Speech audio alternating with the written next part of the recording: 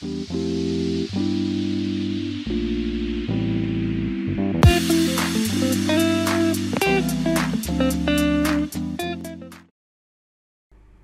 grade 11, good to see you today. Unit 3, making medical decisions, and we are going to focus on writing, which is the last part of our unit 3. So open your textbooks, open your textbook of reading and writing and go to page 77. Great. Okay, as you can see here, focus on writing. The first thing we're going to do is we're going to review our vocabulary, So the vocabulary that we've been busy with throughout the whole unit, now we're going to review and work with it in sentences and in paragraphs. Okay, first off, complete a paragraph using the words in the boxes. We've got advocates, impact, potential, revolutionize, risk factors, consult, environment linked, reliable, and skeptical. Then it continues on the next page with alternative, there we go, consensus, conventional, and interaction. Okay, what you need to do right now is you are going to complete this paragraph by using the correct word from the box to complete this paragraph. You can pause your video. Go ahead.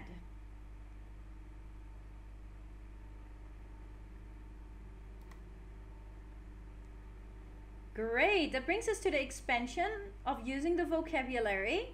Write an S if the word pairs with a similar meaning, and an D if that has a different meaning. So let's look at number 1.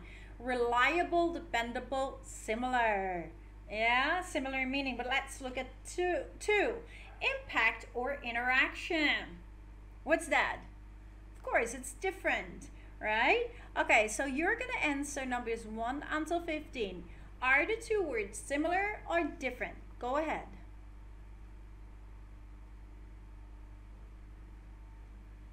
Okay, that brings us to the next activity. Write the words that best complete each sentence. You see the words in between the parentheses, okay? Like for example, number 1, we've got impact and interaction. If we're looking at number 1, which is the best word in the blank? In this case, it is impact, exactly. The impact of a positive test result can be devastating for a patient. Choose the correct word. Now, we've got numbers 1 until 7. Pause your video. Awesome beans. That brings us to the part of creating. Remember, everything we do has an analysis to look at something from different perspectives, correlating the information, evaluating, coming to a conclusion, and creating is where we apply and create or make something new. In this case, the creating part for your vocabulary. Imagine that you are going to interview Kristen Powers or Norman Cousins.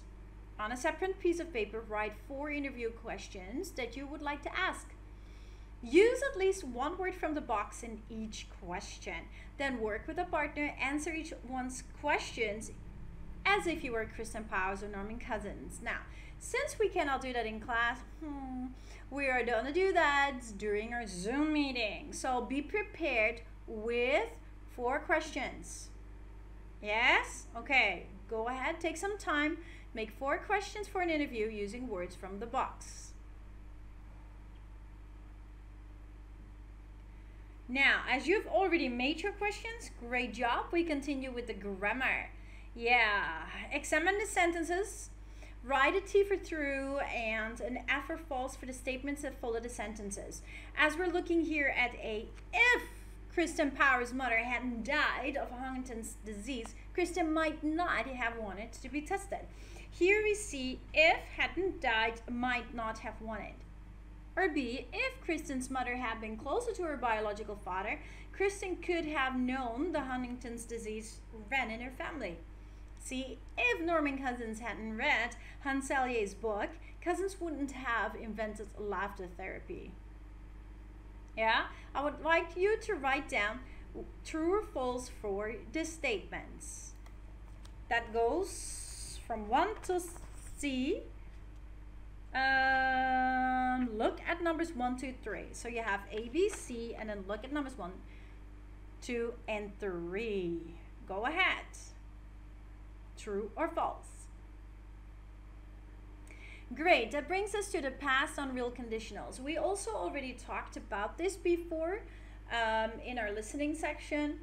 I told you that the if conditionals, we've got 4 types. You probably know it by type 0, type 1, type 2, type 3. Yeah? Type 0 is the present real. Type 1 is the future real. Type 2 is the present unreal. And type 3 is the past unreal. So we basically have the real and unreal. The real is present and future. The unreal is present and past. Now, if you want to know about this, just look at your ebook, because in the ebook I made for you, in the ebook for reading and writing, it already gives a summary of the if clauses. So all the formulas are written there, so you can just review that. Cool, right? Okay, if you still would have questions, please don't hesitate to ask me. We're gonna look at the past unreal conditionals today, yeah? A sentence has 2 clauses, yeah? It has the if clause and the result clause, yeah? The sentence can begin with the if clause or the result clause, and the meaning would be the same. If the sentence starts with the if clause, it has a comma in the middle. If the sentence starts with the result clause, there is no comma in the middle. Remember that one though. If the verb forms used in each clause, yeah, so if the use of a comma when the if clause comes at the beginning, and the verb forms used in each clause. For example, here, we see here the rumus is written down. If plus subject, subject plus would, could, might. So the result clause has would, would've, could've, might've. Yeah, if we're using the present unreal, it is would, could, might. But the past unreal would be would've, could've, might've. And remember, in the if clause, we use the past perfect, okay? So if Kristen's father hadn't supported her, had not supported her, had supported, had not supported is the past perfect. And then in the result clause, we get might have, could have, would have. She might not have wanted a genetic test. So remember, if we are doing the past unreal, in the if clause we use past perfect, and in the result clause we use might have, could have, would have. If you would do the present unreal, in the if clause you use the past tense, and in the result clause you would use might, would, could. Okay? But again, I told you, you can look that up in the ebook because it's complete there. The past unreal conditional talks about past unreal, untrue, or imagined conditions and their results. Both parts of the sentence describe events that are the opposite of what happened. If I would say to you, for example, if I had studied for my exam, I would have passed. So if I had studied, which is the past perfect, for my exam, and then in the results clause, I use the would have, could have, might have, I would have passed my exam. If I would have studied for my exam, I would have passed. Now, that is something that we can't change anymore, right? It's past. I didn't study for my exam and I didn't pass. If I would have studied, then I would have passed, right? So that is something that cannot, it's imagined and untrue and past and cannot be changed anymore. Yeah? If we're talking about the present unreal, we're talking about something that is more hypothetically speaking. If I were the president, I would buy you a house. So good, right? If I were the president, simple past, I would buy you a house. That is hypothetical. If I were the president, I would be able to do that, but I will probably not become the president. But looking at the past unreal, it's too late. We can't change it anymore. It will just be almost like a regret or something. The past unreal conditional is often used to express regret about what really happened. In sentences like this, use would have in the results clause. To express possibility or uncertainty about the result, use might have or could have. So it's mostly we use might have and could have for uncertainty, and would have is more certain. Yeah? What really happened, more mutlak, more real, is would have, might have, and could have is less certain. Okay. Read the conditional sentences, write true or false for each statement that follows the sentence. So look at example. If David Agus hadn't taken a genetic test, he wouldn't have discovered the risk for cardiovascular disease. He took the test, yes. He didn't discover his risk for the cardiovascular disease is false. Please read the sentences and write down whether the interpretation of the conditional sentences is true or false. You answer numbers 1 to 8. Go ahead.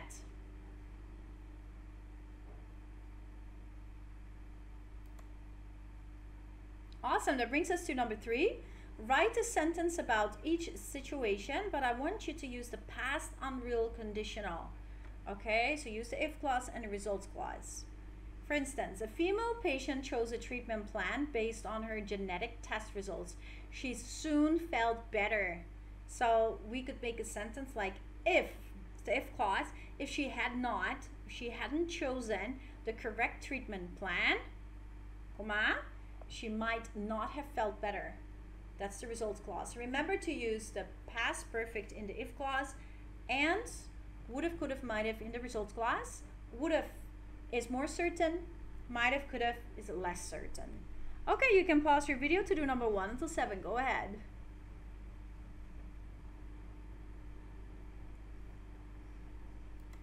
Great, that brings us to the last part, which is the final writing part. For your writing project, your journal, you're writing a 4-paragraph opinion essay, right? Expressing your opinion on making medical decisions based on genetic testing. So you did your pre-writing, which is your brainstorming. This is a tree map, which is also sometimes called a pyramid.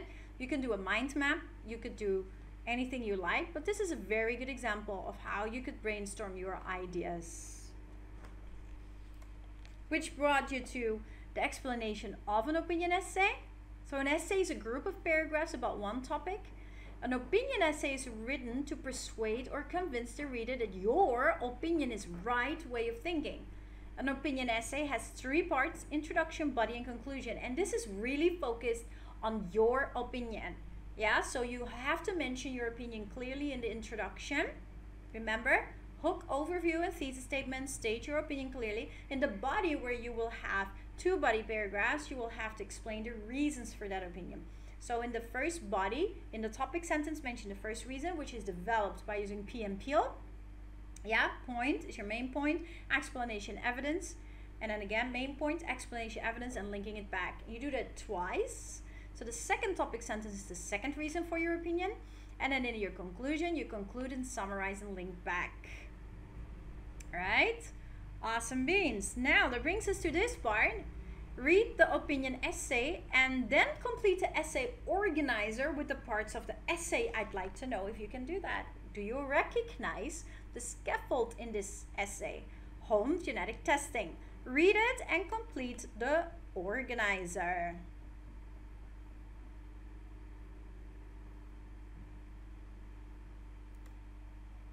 See? Create the essay organizer like the one below with the information from the essay about making medical decisions based on genetic testing.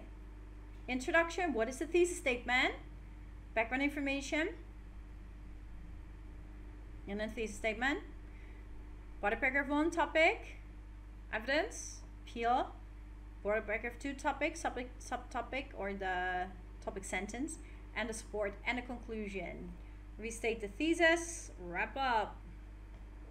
Pause your video to do so. That brought us to number 3, which is basically your first draft of your opinion essay. So you already did your brainstorming, you did your research, you already got your sources, you wrote your outline, and you did your first draft. Now, writing introductions and hooks though. Introductory paragraph is a very important in every essay. The reader will decide whether or not your essay is worth the time and effort to read, depending on how interesting your introductory paragraph is. So it's important, yeah? Okay, it should state who you are and why your opinion matters. Provide background information, that's your overview, your bridge. Provoke the reader's interest with a hook at the beginning and include a thesis statement. Hook, overview, which is your bridge, leading into the thesis statement, and thesis statement. A hook is a sentence or two meant to grab a reader's attention. It can be a shocking or surprising sentence, an anecdote, an interesting point, a quote, a statistic, rhetorical question. Look at this. It's hooking you and pulling you in. Okay, is there a hook in the essay Home Genetic Testing on page 84? If yes, what is it? Is it effective? Why is it effective or why not? I'm going to ask you in the next Zoom meeting, so make sure you can answer this. Take a time right now, pause your video to answer this. Awesome, that brings us to number 2. Read the hooks from introductions of opinion essays. Here's all hooks. Check the hooks you think are effective. Let me know which one you think are effective and which ones are not. We're going to discuss this also in our Zoom meeting. Please take time to answer. Last but not least, look at the introductory paragraph in your first draft. How have you written your introduction? Is the hook good? Is the overview / bridge good? And how about your thesis statement? Make sure that you have all the parts of an effective introduction. Yeah? If you're missing out on something, you can still add it. Make sure that your body is written good, and make sure that your checklist is according to your essay. Does the essay have an introduction, 2 body paragraphs, and a conclusion? Does it include a thesis statement, background information, and a hook? Does each paragraph have a topic sentence and a clear peel? Do all the topic sentences support the thesis statements? Does the essay have a conclusion that restates the thesis and includes a final thought, which is your takeaway? Did you use the past on real conditional correctly? And have you used vocabulary from the unit? Oh wow, that brings us right now to the end of our lesson. So much information and given so super fast, right? You might say that one. Awesome beans. Please go to we're going to review what we've done today. So basically we started out with the review of our vocabulary, right? In the context of a paragraph, understanding its meaning, expanding it by connecting to see how words are similar or different, writing the word that best completes the sentence, completing the sentences, and creating interview questions with the vocabulary. Then we did our grammar, looking at which sentence is true or false, learning about the past unreal conditionals, remembering that the summary is in your ebook for reading and writing, right? At the beginning in Unit 1. Then we had to see whether the sentences were true or false, creating sentences, answers by using the past unreal conditionals. We looked at tree mapping, what an opinion essay looks like, introduction, body, and conclusion, recognizing a good outline and a good introduction which has a hook, an overview which is a bridge, and a thesis statement, recognizing these statements and knowing every part of an essay. Awesome work today, guys. I'm super proud of you. Remember, finish your writing project and your speaking project well so you get a good score. I appreciate you taking time for today's lesson. God bless you, and I will see you soon. Bye, guys.